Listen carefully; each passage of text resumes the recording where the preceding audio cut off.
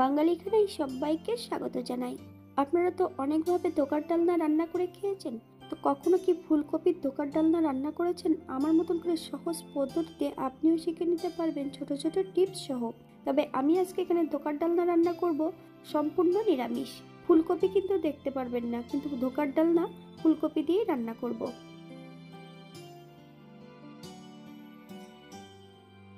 আশা করছি আজকের ভিডিওটি আপনাদের ভালো লাগবে। সকল বন্ধুদের কাছে অনুরোধ করছি সম্পূর্ণ ভিডিওটি দেখার।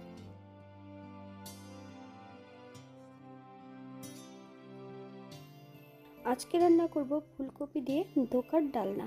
এখানে আমি একটা গোটা ফুলকপি নিয়ে নিয়েছি। ফুলকপিটাকে ছোট ছোট টুকরো করে নিতে হবে।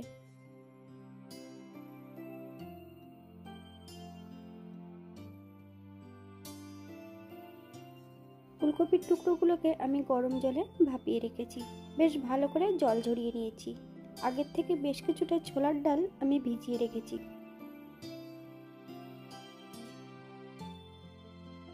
ডাল এবং ফুলকপি 80% মতন বেটে নিতে হবে।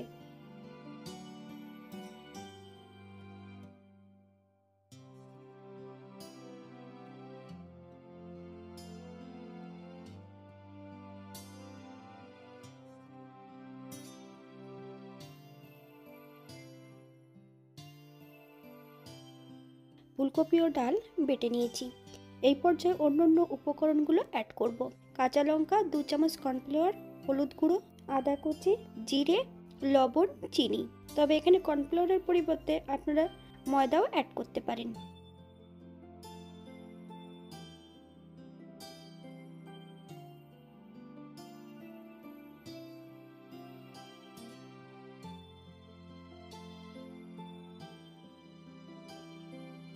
বেশ ভালো করে মেখে নিয়েছি।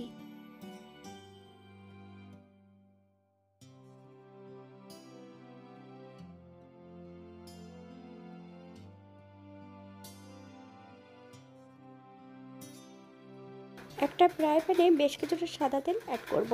একটা কেকের মতন তৈরি করে নিতে হবে। প্রথম পিঠ আমি 5 মিনিট করে নেব, দ্বিতীয় পিঠ 3 মিনিট করে নেব।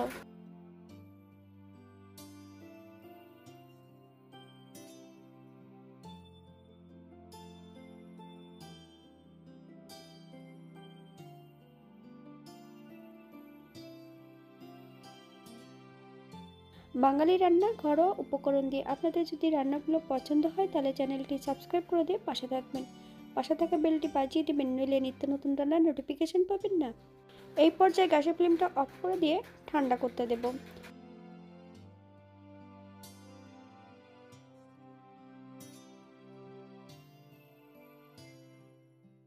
ধারালো কিছু দিয়ে ছোট ছোট করে টুকরো করে কেটে নিতে হবে। তবে আমি এখানে ছোট ছোট চৌকো করে কেটে নিয়েছি। আপনারা আপনাদের পছন্দ মতন টুকরোগুলো করে নিতে পারেন।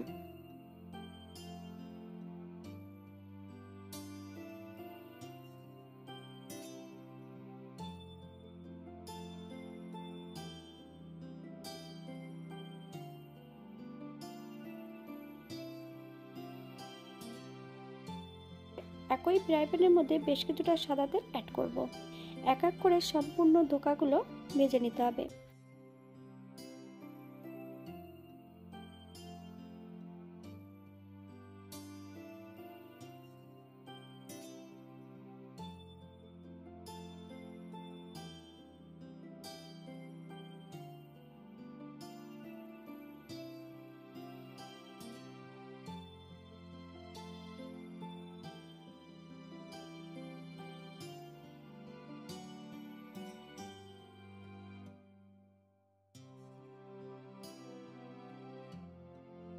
এই পর্যায়ে তেল থেকে সম্পূর্ণ ধোকাগুলো তুলে নেব। আপনারা এর থেকে কম বেশি ভেজে নিতে পারেন।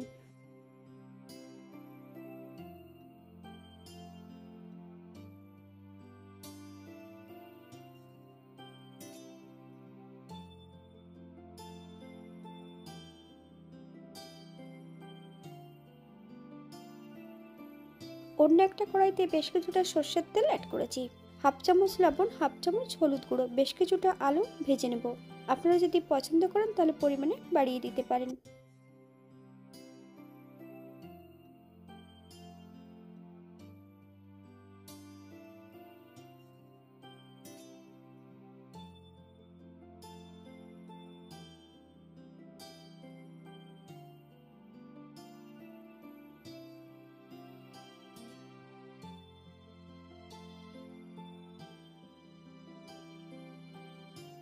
তেল থেকে আলুগুলো তুলে নেব না। ফোড়নে রেখেছি সাদা জিরে। ফোড়ন থেকে সুগন্ধ বেরোলে হাফ চামচ হিং অ্যাড করব।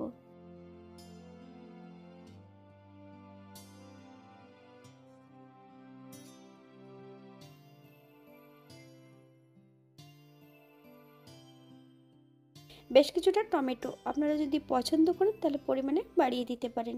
টমেটো থেকে যতক্ষণ কাঁচা গন্ধ থাকবে ততক্ষণ বেশ ভালো করে ভেজে নিতে হবে।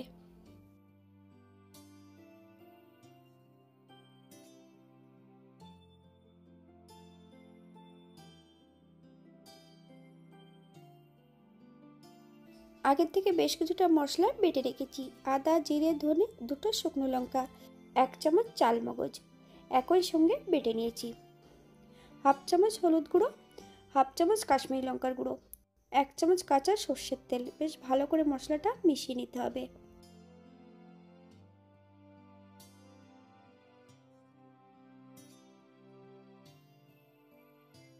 এই পর্যায়ে সম্পূর্ণ মশলাটা কড়াইতে অ্যাড করব। মিডিয়াম আঁচে মশলাটা বেশ ভালো করে ভেজে নিতে হবে। আপনারা লবণটা স্বাদ অনুসারে অ্যাড করবেন।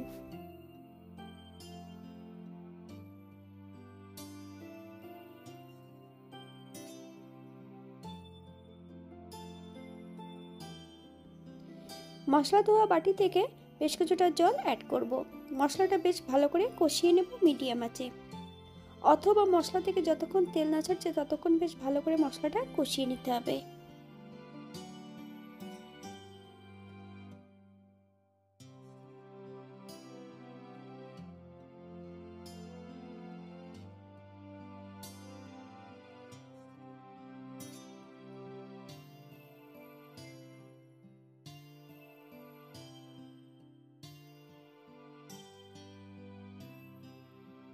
মশলা কষানোর শেষ পর্যায়ে, এই পর্যায়ে আমি গ্রেভির জন্য 2 কাপ গরম জল অ্যাড করব। আপনাদের যতটা গ্রেভির প্রয়োজন আপনারা ততটা জল অ্যাড করতে পারেন। বেশ কিছুটা কাঁচা লঙ্কা অ্যাড করেছি, আপনারা যদি পছন্দ করেন তাহলে পরিমাণে বাড়িয়ে দিতে পারেন।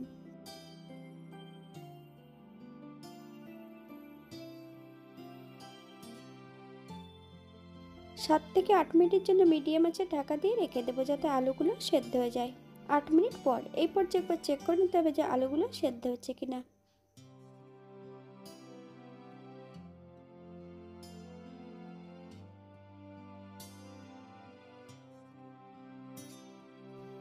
এক চামচ চিনি অ্যাড করব, আপনারা যদি পছন্দ করেন তাহলে পরিমাণে বাড়িয়ে দিতে পারেন।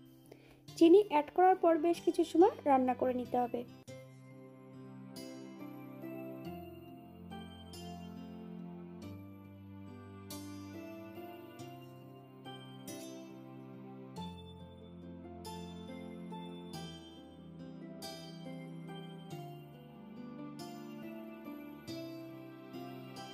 এই পর্যায়ে সম্পূর্ণ ধোকাগুলো অ্যাড করব।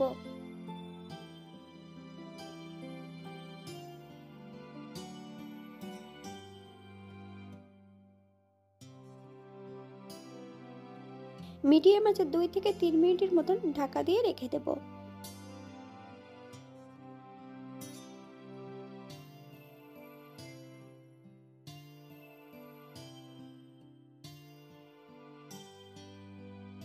তিন মিনিট পর এই পর্যায়ে অ্যাড করব 1 চামচ গরম মশলা বাটা, 1 চামচ ঘি।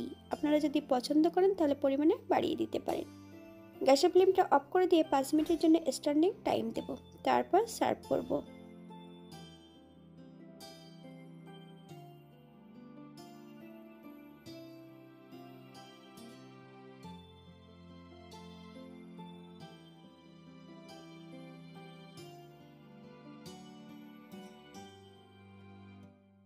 এটা দেখতে যেমন ভারী সুন্দর হয়েছে, এটা গরম ভাতে, রুটি, পরোটা সবকিছুর সঙ্গে অসম্ভব ভালো লাগবে।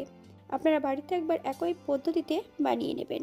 তবে আজকে আমি এখানে ধোকার ডালনা করেছিলাম সম্পূর্ণ নিরামিষ।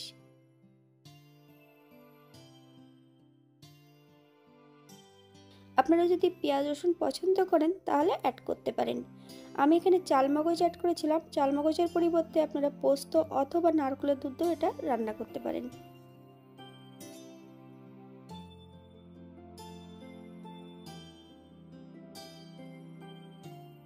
আজকের ভিডিওটি এই পর্যন্ত। সবাই সুস্থ থাকবেন, ভালো থাকবেন। অন্যদিন নতুন রেসিপি নিয়ে আপনাদের সামনে আবার আমি হাজির হব। নতুন ও পুরনো সকল বন্ধুদের অসংখ্য ধন্যবাদ ভিডিওটি দেখার জন্য। হাতে যদি সময় থাকে তাহলে একটা লাইক, কমেন্ট, শেয়ার করবেন।